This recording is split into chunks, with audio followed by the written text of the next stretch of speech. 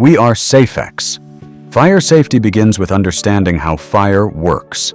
For a fire to exist, 3 elements must be present at the same time: fuel, heat, and oxygen. This is known as the fire triangle.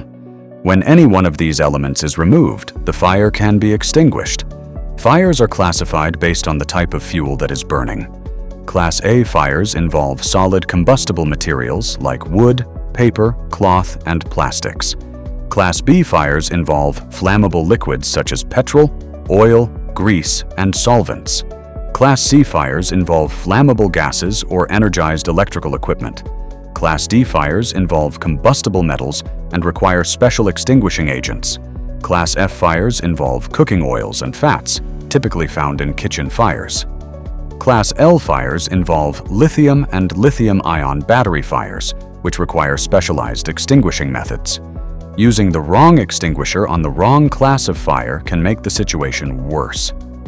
Let's begin by understanding the powder extinguisher. To operate a fire extinguisher safely, remember the pass method. Pull the safety pin.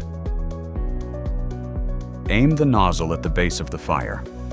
Squeeze the handle steadily, and sweep from side to side until the fire is out.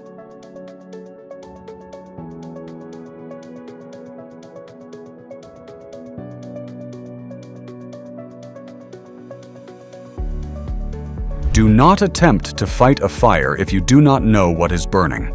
Do not fight the fire if it is spreading rapidly, if there is heavy smoke, or if you do not have the correct extinguisher. Always position yourself with a clear exit behind you.